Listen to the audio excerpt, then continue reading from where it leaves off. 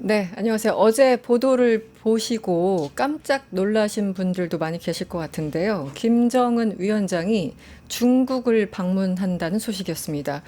한미 정상회담이 끝나고 북한 김정은 얘기가 한참 나오는데 바로 중국 간다고 하니까 이건 또 뭐냐 궁금해 하시는 분들이 참 많을 것 같아요. 그래서 오늘 특별하게 이분을 모셨습니다. 서강대 왕선택 대우 교수님 나와주셨어요. 어서 오세요. 네, 안녕하세요. 네. 요즘 바쁘시죠? 백분 토론 나가고 네, 네. 여러 가지 바쁘신 줄 아는데요. 어제 다른 거 뭐 다 모르겠고 일단 그 속보 한 줄 보자마자 네. 어떤 생각 드셨어요? 김정은 위원장이 최근에 이제 러시아와의 외교에 지난 3년 동안 집중을 했었는데 네. 이 부분에서 어느 정도 진전이 있구나, 마무리가 됐구나 이런 생각을 했고요. 트럼프 대통령이 들어선 이후에 국제 질서가 요동을 치면서 김정은 위원장이 아마도 러시아와의 외교에 집중한 이 상황에 이어서 또 다른 외교 구상이 필요하구나 이런 생각을 한 끝에 네. 해봐야 되겠다. 해봐야 되겠다. 이런 결심을 한 것이다. 네. 이런 생각이 좀 들고요. 이것을 우리는 김정은 위원장 입장에서 자꾸 보려고 하는데 이번에 김정은 위원장이 베이징에 가는 것은 시진핑 위원장의 행사입니다. 시진핑 주석, 네. 시진핑 주석이 그 전승절 행사가 80주년 행사거든요. 그렇죠. 그래서 꺾어지는 해기 그렇죠. 때문에 네. 굉장히 크게 하는 행사고 네. 시진핑 주석은 최근에 국내 권력 투쟁설 때문에 국제적으로 여론이 좀 불편한 뉴스가 계속 나오고 있거든요. 그렇죠. 네. 그런 부분을 완전히 일소할 수 있는 그런 계기로 삼아야 되기 때문에 시진핑 주석의 그림으로 이번 행사를 보는 것도 필요하고 네. 여기에 인도의 그림도 있습니다. 인도까지. 네, 인도가 있습니다. 네. 인도의 경우에 트럼프 대통령으로부터 관세 50%를 시범적으로 얻어맞으면서 그랬죠. 국가적으로 지금 중대한 위기 상황입니다. 네. 이 상황을 타개하기 위해서 네. 중국이나 러시아와의 협력을 더 강화하는 이런 상황인데 이번 행사가 크게 도움이 된다는 거죠. 네. 이럴 때 이제 이번 행사가 어떻게 보면은 여러 가지가 네. 몰려 있는데 김정은 위원장이 바로 이런 걸 이용하는 거죠. 음. 근데 그런 식으로 접근하면 이야기가 굉장히 큰 얘기다라는 걸 알 수 네. 있겠습니다. 이게 지금 이제 입을 떼셨는데 지도가 아주 크게 그려집니다. 이게 굉장히 엄청나게 복잡한 함수 관계가 있는 거잖아요. 맞습니다. 이건 외교 네. 행사 중에서 엄청난 복잡한 외교 행사입니다. 이번 행사는. 그리고 서로 웃고 있지만 서로 딴 생각하는 듯한 느낌도 들고. 물론입니다. 네. 뭐 조금 중간에 끊어서 죄송합니다만 네네. 이번 행사는 전승절 중국의 전승절 80주년 기념 행사고 80주년. 열병식이 있는 거죠. 그러나 그 직전에 상하이 협력기구 회담이 있습니다. 네네. 이거하고 연계되는 회담입니다. 네네. 8월 31일, 네. 9월 1일 날 상하이 협력기구 회담이 회의가 티엔진에서 있습니다. 네. 거기에 한 20여 개국의 각국 정상들이 참여하고요. 그렇죠. 9월 3일에 열병식입니다. 바로 이어서 있군요. 바로 이어서 합니다. 외교 이벤트가. 푸틴 대통령, 아마도 나렌드라 모디 총리 다 두 행사를 연결해서 참석을 합니다. 어제 발표한 거 보니까 일단 SOC는 그 인도 SCO? SCO 죄송합니다. 여기는 인도 총리가 참여하는 것으로 제가 얼마 전 보도를 읽은 것 네, 같은데. 그렇습니다. 상하이 협력기구 참여합니다. 9월 3일 날은 아직은 모르는 상황. 제가 명단이 명확하진 않은데 네. 상하이 협력기구랑 이 열병식이 같은 행사기 때문에 네. 두 개 다 참석할 수도 있고 네. 하나만 참석할 수도 있고 예를 들어 김정은 위원장은 상하이 협력기구 멤버 아니에요. 그러니까 열병식에만 참여하는 거고 그렇죠. 물론 이제 상하이 협력기구 참석했다가 그냥 가는 정상도 있을 거고요. 그러나 시진핑 위원장 입장에서는 다 이번 행사에 같이 참여한 네. 참석자입니다. 그래서 자기의 잔치를 빛내주는 중요한 손님들이고 네. 국제사회에 시진핑 주석의 리더십이 강력하게 존재하고 있고 앞으로 뻗어나갈 수 있다. 이런 이미지를 줄 수 있는 그런 네. 성격의 행사입니다. 네. 올 초 내내 상반기 내내 이른바 시진핑 실각설이 나오던 상황에서 그렇죠. 뭔가 굉장히 큰 이벤트가 마련된 것 같고요. 그렇죠. 이게 재밌는 게 어제 저도 이제 기사를 쭉 봤습니다만 뭐 국내외 전문가들이 여기에 대해서 엄청나게 관심을 있잖아요. 물론이죠. 김정은이 바라보는 시점과 네. 시진핑이 바라보는 시점도 다르고 매우 다르죠. 그리고 저는 그게 웃긴 게 왜 우리 심지어 연애할 때도 가불관계가 있잖아요. 물론이죠. 연애할 때도 방향성이 있지 않습니까? 그렇습니다. 근데 외교는 뭐 오죽하겠습니까? 그래서 그렇죠. 김정은이 너무 필요에 의해서 아까 말씀하신 것처럼 이제 우크라이나 전쟁 끝나고 나면 뭐 러시아한테 더 이상 받을 거 없는 거 아니야? 그러니까 그 다음을 생각해야지. 그러니까 중국 필요해. 이렇게 볼 수도 있지만 네. 아니야. 시진핑이 더 급했어. 김정을 불러들이는 게 시진핑 입장에서 더 급했던 거야. 물론 그래서 딱 맞아서 방문하게 되는 거겠지만 어떻게 봐야 됩니까? 지금 더 급한 사람이 누구예요? 굳이 얘기하면 시진핑과 김정은. 단기적으로 급한 건 시진핑 주석입니다. 네. 시진핑 주석은 이번 전승절 행사와 샹하이 협력기구 행사를 아주 이제 성대하게 진행하는 것이 자신의 리더십에 도움이 많이 됩니다. 네. 그렇기 때문에 김정은 위원장 오는 거 대환영, 푸틴 대통령 오는 거 대환영, 나렌드라 모디 대환영입니다. 여기에 이란 대통령 뭐 등등 해서 베트남 등등. 전 세계적으로 미국에 대해서 불만 있는 나라 정상들이 다 오는 겁니다. 그런 것 같아요. 네네. 네. 예, 그런 차원에서 시진핑 주석은 뭐 내년 뭐 3년 뒤는 잘 모르겠고 이번 행사가 잘 되는 게 중요합니다. 그러나 김정은 위원장에게는 이번 행사 자체만이 아니라 이번 행사를 계기로 북한의 외교 정책의 기조라든가 그로 인해서 발생하는 후속 조치들이 더 중요합니다. 네. 그래서 서로의 이해가 맞아 떨어졌다라고 생각을 하고요. 여기에 한 가지 더 말씀드리고 싶은 것은 러시아의 입장을 아까 말씀을 안 드렸는데 네.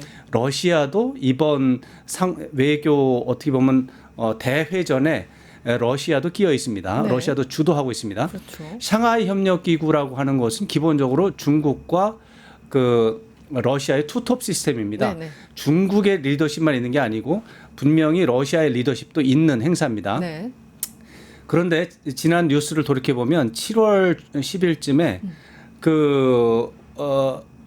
세르게이 라브로프 러시아 외무장관이 북한 원산을 방문하게 됩니다. 맞아요. 한 3일 있었어요. 한 네, 2, 3일. 한 3일 있으면서 네. 김정은 위원장의 뭐 이렇게 도우미 역할을 하면서 기쁨조 같은 역할을 하면서 사흘 지내고 이제 티안진으로 넘어가서 샹하이 협력기구 준비 장관 회의를 했죠. 네. 거기에서 아마도 김정은 위원장에게 더 적극적인 외교 활동에 대해서 건의를 한 게 아닌가, 제안을 한 게 아닌가 이런 생각이 들고요.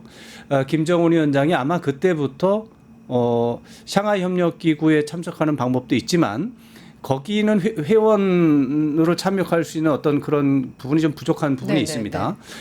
이제 샹하이 협력기구 같은 경우 정회원 10개 또 업저버 2개국 그다음에 대화상대국 한 14개국 이 정도로 구성이 되어 있는데 전승절의 경우는 그런 부담이 없죠. 그냥 뭐 손님으로 갔다가 오면 되는 초대하는 거니까 그냥. 네, 행사 갔다가 오면 되는 거니까 아마도 그래서 전승절에 참여하는 거를 그때부터 고민한 것 같고 여기서 또 7월 하나의 초. 네. 또 하나의 지난 뉴스를 고민할 필요가 있는 게 네. 7월 중순쯤에 우리나라에서 뉴스 중에 하나가 이재명 대통령이 전승절 행사에 참석하는 문제를 검토하고 있다. 네. 그랬을 때 대통령실에서 그러한 보도를 부인하지는 않았습니다.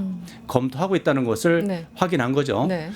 사실은 베이징에서 열리는 전승절 행사는 일본과의 전쟁에서 승리한 거기 때문에 일본이 불편해하고 그렇죠. 일본이 불편해하니까 미국도 거기에 동참하지 않고 그렇죠. 네. 미국이 동참하지 않고 적대시하다 보니 한국도 가지 않는 그런 행사였습니다. 그런 행사인데 이제 2015년에 박근혜 대통령이 가면서 갑자기 이제 상황이 달라졌는데 네. 다시 복원이 되면서 중국의 전승절 행사는 한국 대통령은 가는 거 아니지라고 하는 이미지가 있었던 겁니다. 그래도 이번 적극적으로 검토했다고 했었거든요. 네. 이 얘기는 그때 이미 김정은 위원장이 참석할 수 있지 않은가? 네. 거기에 외교 기회가 있지 않나? 아, 라고 하는 계산을 했을 법하다. 그렇군요. 네. 그런 그런데, 차원에서 이 얘기는 며칠 사이의 이야기가 아니라 네. 2달 이상 네. 물밑에서 진행됐던 얘기다. 이런 것을 추정할 수 있습니다. 네. 그 어제 한겨레 단독 기사가 나왔고 우리 정부가 2주 전에 김정은 위원장이 전승절에 참여하는 걸 이미 파악하고 있었다라고 한겨레 단독이 하나 나왔고 그 얼마 뒤에 강훈식 비서실장이 기자들 만나가지고 이제 다시 한번 설명하는 그런 네. 게 있었습니다. 그러니까 이제 우리는 그냥 시계열적으로 우리가 보는 정보는 25일 날 정상회담 했어. 그렇죠. 그러고 나니까 며칠 뒤에 김정은이 갑자기 중국 간대. 그렇지. 이러니까 이렇게 영향을 받은 거라고 생각하는데 네. 아니라 반대죠. 예, 2주 전에 파악하고 있었고 그 정보를 미국과 한미 간에 당연히 공유를 했을 테고 이번에도 뭔가 논의가 있었을 테고 2주 전에 파악한 거 이전에 네. 7월에 이미 북한이 이미, 검토 중이다라는 그렇죠, 것을 알고 있었기 때문에 네, 네. 거기에 대해서 우리는 어떻게 할 것인가 고민했다가 8월 초쯤에 이제 결정에 대한 이제 정보가 입수가 된 것이고 네. 그것을 보고 이번 한미 정상회담과 한일 정상회담에 대한 기획을 하는데 참고를 했다 이렇게 네. 보면 되겠습니다. 그게요. 이제 북한과 중국 사이가 안 좋아. 안 좋죠. 뭐 네. 김일성 때부터 사실 안 좋았어. 뭐 하여튼 좋았던 때와 나빴던 때가 이제 있었죠. 교차를 하죠. 네. 늘 안 좋았고 김정은 들어서도 물론 이제 싱가포르 하노이 그 시기에 2018년부터 19년 사이에 한 5차례 만났지만 또 이제 안 좋아졌고 코로나 시기에 안 좋아졌고 계속 안 좋다는 얘기 듣다가 아니 갑자기 김정은이 무려 그 다자 외교 싫어하는 김정은이 여기를 간다고 하니까 도대체 무슨 일이야? 그 기사를 좀 찾아봤더니 올해 들어서 북한과 중국이 살짝 가까워지는 그런 느낌이 있었더라고요. 어떻게 보십니까? 다 포석이었을까요? 네. 북한과 러시아의 관계를 이제 긴밀해진 게 한 3, 4년 됐는데 그때 김정은 위원장이 제안한 게 신냉전 외교를 합시다라고 푸틴 대통령과 시진핑 주석에게 제안을 했던 겁니다. 그랬을 때 시진핑 주석의 경우는 미국의 정면으로 반대하는 국제 연대를 만드는 것이 현명한지 검토할 필요가 있다라면서 신중한 태도를 보이면서 빠져버린 거고 푸틴 대통령은 이제 우크라이나 전쟁으로 급한 상황에서 네. 이제 김정은 위원장이 그런 제안 반미 국제 연대를 구축하자. 네. 고맙죠. 당장 하지. 네. 그래서 결국 이제 북한과 러시아가 네. 협력하다가 급기야 이제 윤석열 대통령이 우크라이나에 가서 이제 생직사 발언을 합니다. 네. 푸틴 대통령 입장에서는 이게 웬 떡이냐. 오히려 대한민국에서 이렇게 우크라이나의 편을 들면 당연히 러시아는 북한 편 드는 거지. 바로 그때부터 그 직후부터 러시아와 북한이 급격하게 가까워집니다.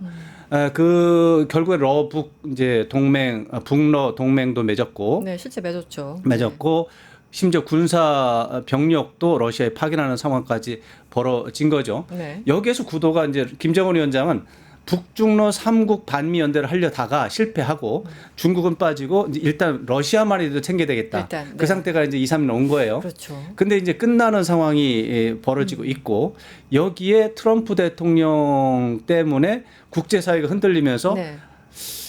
이 북중러에 집중할 게 아니라 네. 더 범위를 넓혀서 인도, 이란, 벨라루스 이런 식으로 더 넓혀서 그거보다 더 큰 범위의 반미 연대를 조직할 수 있지 않을까? 네.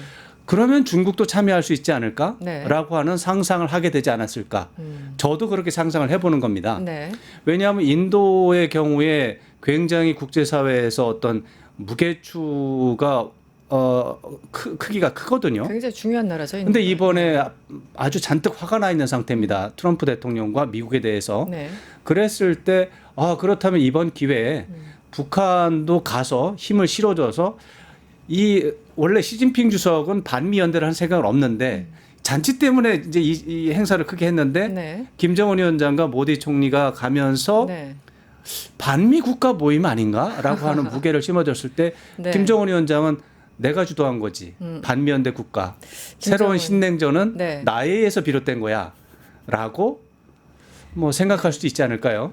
김정은의 빙의에서 지금 생각을 하시는 그런 거죠. 거죠. 그런 김정은 거죠. 이렇게 생각할 것이다. 하지만 그래도 국제관계에서 힘 있는 나라는 역시 중국일 텐데 지금 상황에서 보면 네. 그러니까 중국은 괜찮을 것 같아요. 마침 트럼프가 다시 등장해 주셨어. 그렇죠. 그래서 얻어맞는 국가들이 많으니까 내 주변으로 일단 모여라. 그래서 이번에 전승들도 크게 하고 참가하는 국가들도 꽤 많은데요. 네. 네, 시진핑 주도권을. 주석의 입장에서는 너무나 감사한 상황인 거죠. 북중러 반미 연대를 하자고 해도 시진핑 주석은 뒤로 빠졌습니다. 왜? 미국하고 직접 충돌하면 지금은 얻어맞는 거 외에는 방법이 없기 때문에요. 네. 그래서 러시아와 북한이 반미해.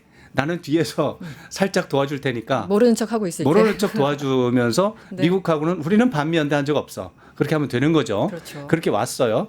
왔는데 러시아, 북한 말고 다른 나라가 더 있는 거예요. 벨라루스는 원래 친구였지만 그렇죠. 뭐 이란도 이번에 엄청난 폭탄을 맞아가지고 기분 나쁘고 인도 또 뭐 브라질은 참가하지 않았지만 전반적으로 반미 분위기가 있는 데다가 거기다 플러스 미국에 직접적으로 도전할 수 없는 중대 이유 중에 하나는 서방 선진국들이 미국을 둘러싸고 같이 가기 때문에 네. 거기에 도전할 수 없는 게 큰 문제였는데 지금 유럽, 한국, 일본 다 미국한테 두들겨 맞고 있잖아요. 네. 이런 상황 속에서 미국에 대한 지지와 응원과 후원 이것이 현저하게 약화된 상태거든요. 이럴 때 중국은 아무런 말 없이 네. 80주년 행사를 성대하게 열기만 하면 네. 자연스럽게 중국의 지도력, 시진핑 주석의 지도력이 하늘 높이 올라가게 되어 있습니다. 이런 좋은 기회를 놓치고 싶지 않았던 것 같습니다. 네. 그 사실은 이제 이런 거잖아요. 저는 그 헤드라인을 어저께 속보를 한 줄 봤을 때 첫 느낌은 전승절 참가한다길래 아 김정은이 트럼프를 만날 준비를 하고 있구나라는 느낌을 받았어요. 그 부분 좀 설명해 주시죠. 왜냐하면 2018년, 19년에도 계속 시진핑 한 번도 안 만나고 애 태우다가 2012년에 집권하고 집에만 있었잖아요. 평양을 안 벗어났다가 2018년에 그때 처음으로 방문한 게 중국이었죠. 중국이죠. 시진핑이었죠. 그리고 5차례. 이제 그 부분에 있어서는 이제 그때와 지금이 이제 뭐 비슷한 것도 있고 다른 점도 있는데 결정적으로 다른 점이 하나 있습니다. 네. 한국이 촉진자 역할을 했냐 안 했냐를 가지고 보면 완벽하게 다릅니다.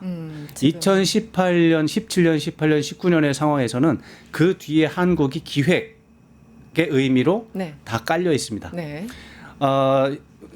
이제 김정은 위원장이 북미 정상회담을 하기로 결심한 것도 네. 문재인 대통령의 제안이었고, 그래서 성사된 것도 이제 트럼프 대통령이 받아들인 것도 문재인 대통령의 제안이었고, 네네. 그래서 북미 회담이 성사가 됐는데 그 점에 대해서 김정은 위원장이 불안감을 갖고 걱정하다가 시진핑 주석과 만나서 상의를 해서 어떻게 보면은 안전한 후원자를 구하고 싶다라는 생각으로 북한과 중국의 회담이 이루어진 겁니다. 보험 들기 성격이 보험 좀 들기죠. 있었죠. 네. 말하자면 어느 정도 동맹까지는 아니지만 후원자가 필요했던 거죠. 친구가 필요했던 거죠. 이 모든 것이 문재인 대통령의 제안이 아니었다면 모든 것이 이루어지지 않았습니다. 지금은 한국이 빠져 있습니다. 네.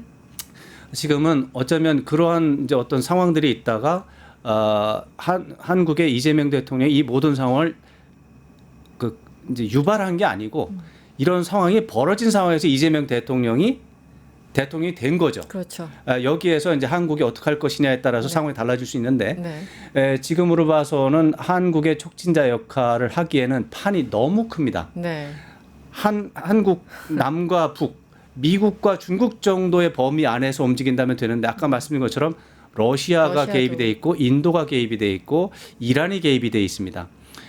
이런 상황 속에서 한국이 할 수 있는 역할은 제가 볼 때는 큰 기대를 가지면 안 되고 우리가 할 수 있는 어떤 지정된 범위 내에서 최대한 역할을 하면 될 텐데 아직까지는 그런 역할을 할 수 있는 여건은 아닙니다. 네네. 상황을 지켜봐야 되는 네. 그런 상황이어서 그때랑 지금을 직접 비교하기는 좀 어렵고요. 네. 말씀드린 것처럼 김정은 위원장이 러시아와의 외교 속에서 어떤 새로운 가능성을 느꼈고 그러나 그때 부족한 게 많았는데 지금 트럼프 대통령의 등장으로 반미 정서가 네. 가득 응축이 되어 있는 상황 속에서 새로운 기회를 노리기 위한 새로운 도전, 외교 도전이 시작이 됐고 이런 것들을 우리가 어떻게 활용하느냐가 네. 이제 과제가 될 것입니다. 참 예전에 그 김일성부터 김정일 쭉 그 3대째 지금 내려오는데 이자들이 좋든 싫든 간에 기술적으로 보면 외교 술 소위 뭐 이렇게 등거리 외교라고 표현하기도 하고 양다리 외교라고 표현하기도 하고 뭐 하여튼 본인들 그냥 필요할 때 러시아도 갔다가 중국도 갔다가 참 근데 그게 이제 겉으로 보면 화려하고 네. 이제 아주 어떻게 보면 영리하게 보이죠. 그러나 그게 다 반대급부가 있습니다. 그렇죠. 그 뒤에 보면은 100개를 얻으면 100개를 내주는 이런 게임을 계속 해왔기 때문에 북한이 보여온 줄타기 외교라든가 양다리 외교가 반드시 긍정적인 면만 있었던 건 아니다라는 점을 꼭 말씀드리고 네, 싶고요. 네. 자기 국가의 실익을 확보한 상태에서 다른 나라와 외교를 할 때 굉장히 과감하고 멋있게 할 때는 그거보다 오히려 더 큰 반대가 항상 나간다. 나갔었다. 이런 것들을 좀 기억을 해주는 것도 네. 외교를 이해하는 데 도움이 될 것 같습니다. 그럼 본격적으로 일단 김정은하고 트럼프가 만난다고 일단 우리 상상을 한번 해보죠. 그럴 수 있죠. 네, 네, 외교는 가능성도 상상력이 필요하죠. 높아지고 있고 우리 그 특집 때 26일 날 특집 때 한미 정상회담 이제 끝나자마자 정세현 장관님 모시고 여러 가지 얘기를 했는데 정세현 장관님은 원산 좋다. 두 분이 만나는 장소 원산 좋다. 뭐 이런 얘기 잠깐 하셨어요. 일단 어디서든 만난다고 했을 때 2019년 하노이 정상회담 실패 기억이 워낙 크기 때문에 김정은한테는 일종의 트라우마로 남아 있을 테고 네. 어쨌든 진입 장벽이 훨씬 더 높아진 게 사실입니다. 다시 물론입니다. 대화를 개시하는데 그렇다면 그 기본 조건은 뭐가 돼야 될까요? 다시 한번 협상 말씀드리면 개시. 그 당시에 하노이 정상회담이 된 것은 싱가포르 회담이 있었기 때문인 거고 싱가포르 회담이 있었던 것은 한국 정부가 제안했기 때문입니다. 네. 한국 정부가 북한과 미국 양쪽에 제안을 했고 회담의 긍정적인 요소에 대해서 어떻게 보면은 보장을 했기 때문입니다. 그런데 실패했죠. 그러니까 북한에서 한국에 대고서 돌을 던지는 겁니다. 네. 지금도 마찬가지입니다. 북미 정상회담이 이루어지려면 대한민국 정부가 어떻게 하느냐가 최대 변수고 촉발 변수고 모든 것입니다. 그렇죠. 앞으로 이재명 정부가 어떻게 하느냐가 제가 볼 때는 최대 변수고요.